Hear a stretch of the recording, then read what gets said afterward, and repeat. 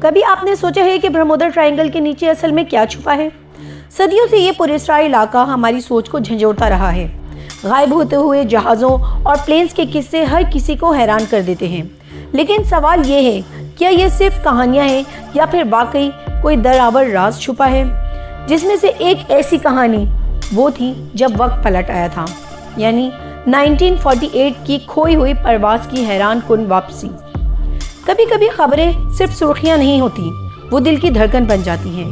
ایسی ہی ایک خبر 28 دسمبر 1998 کو فلوریڈا کے میامی ایئرپورٹ پر اس وقت جنگل کی آگ کی طرح پھیلی جب کنٹرول ٹاور کو ایک غیر معمولی سگنل موصول ہوا۔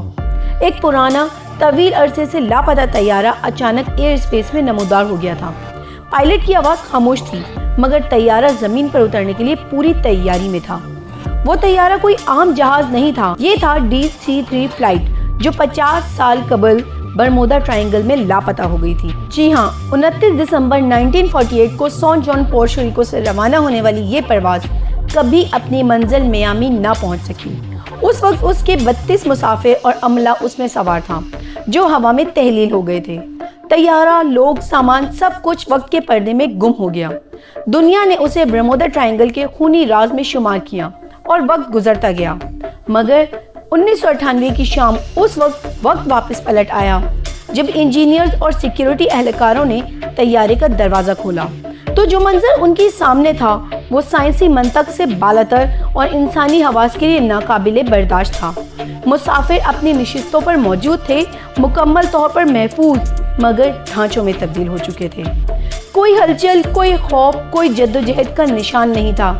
ایسے لگتا تھا جیسے وہ ایک پل میں سو گئے ہوں، ہمیشہ کے لیے۔ طیارہ حیرت انگیز طور پر نہایت صاف ستھرا اور محفوظ تھا۔